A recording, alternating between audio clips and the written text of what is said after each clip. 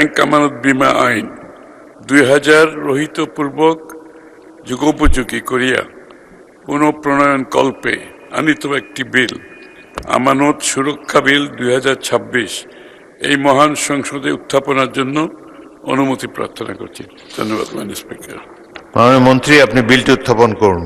মাননীয় স্পিকার, আপনাকে ধন্যবাদ। আমি আমির খসরু মাহমুদ চৌধুরী, অর্থমন্ত্রী, ব্যাংক আমানত বীমা আইন 2000 রহিতপূর্বক যুগোপযোগী করিয়া পুনঃপ্রণয়ন কল্পে আনিত একটি বিল আমানত সুরক্ষা বিল 2026 এই মহান সংসদে উত্থাপন করছি। মাননীয় স্পিকার, আপনাকে ধন্যবাদ। আমানত সুরক্ষা বিল 2026 সংসদে উত্থাপিত হলো।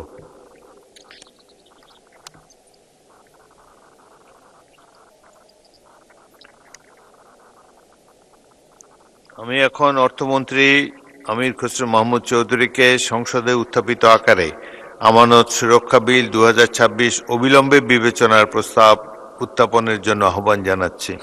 ধন্যবাদ মাননীয় স্পিকার।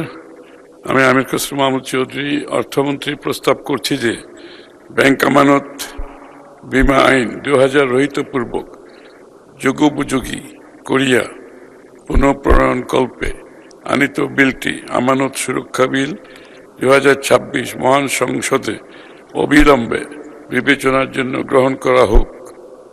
ধন্যবাদ মাননীয় স্পিকার। সংসদের সামনে প্রশ্ন হচ্ছে, সংসদে উত্থাপিত আকারে আমানত সুরক্ষা বিল 2026 অবিলম্বে বিবেচনার জন্য গ্রহণ করা হোক। যারা এই প্রস্তাবের পক্ষে আছেন তারা হ্যাঁ বলুন, যারা এই প্রস্তাবের বিপক্ষে আছেন তারা না বলুন।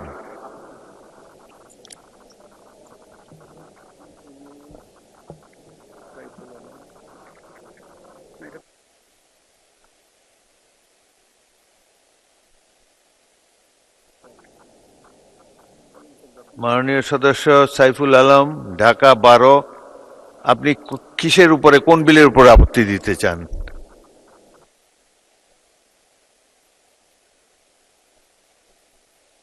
মাইক দেন। মাননীয় স্পিকার, আপনাকে ধন্যবাদ। আমি ব্যাংক রেজুলেশন অধ্যাদেশ 2025 সংরক্ষণের পক্ষে কথা বলতেছিলাম। এটা তো উত্থাপন করা হয় না, এই নামে কোনো বিল নাই তো এখন। আচ্ছা আচ্ছা, থ্যাংক ইউ। জি, স্বাগত। My God. মাননীয় সদস্য আরো মনোযোগী হবেন, আইন প্রণয়ন কর্মসূচির মাধ্যমে আপনি বাধা দিচ্ছেন। এনিওয়ে, সংসদের সামনে প্রশ্ন হলো, সংসদে উত্থাপিত আকারে আমানত সুরক্ষা বিল 2026 অবিলম্বে বিবেচনার জন্য গ্রহণ করা হোক।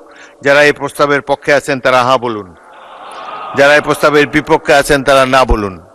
আমার মনে হয় হ্যাঁ জয়যুক্ত হয়েছে, হ্যাঁ জয়যুক্ত হয়েছে, হ্যাঁ জয়যুক্ত হয়েছে। অতএব সংসদে উত্থাপিত আকারে আমানত সুরক্ষা বিল 2026 অবিলম্বে বিবেচনার জন্য গৃহীত হলো। মাননীয় সদস্যবৃন্দ, বিলটির উপরে দফাওয়ারি কোনো সংশোধনী নেই। আমি এখন বিলের দফাগুলো সংসদের সামনে পেশ করছি। সংসদের সামনে প্রশ্ন হচ্ছে, বিলের দফা 2, 3, 4, 5, 6, 7, 8, 9, 10, 11, 12, 13, 14, 15, 16, 17, 18, 19, 20, 21, 22, 23, 24, 25, 26, 27, 28, 29, 30, 31, 32, 33, 34, 35 ও 36 এই বিলের অংশ হিসাবে গ্রহণ করা হোক। যারা এই প্রস্তাবের পক্ষে আছেন তারা হ্যাঁ বলুন, যারা এই প্রস্তাবের বিপক্ষে আছেন তারা না বলুন। আমার মনে হয় হ্যাঁ জয়যুক্ত হয়েছে, হ্যাঁ জয়যুক্ত হয়েছে, হ্যাঁ জয়যুক্ত হয়েছে।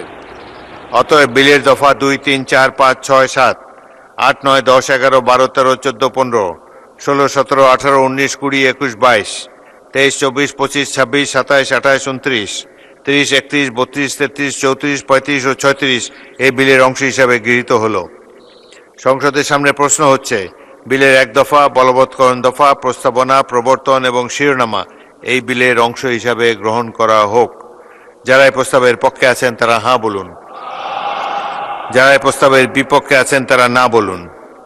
আমার মনে হয় হ্যাঁ জয়যুক্ত হয়েছে, হ্যাঁ জয়যুক্ত হয়েছে, হ্যাঁ জয়যুক্ত হয়েছে। অতএব বিলের 1 দফা, বলবৎকরণ দফা, প্রস্তাবনা, প্রবর্তন এবং শিরোনামা এই বিলের অংশ হিসাবে গৃহীত হলো।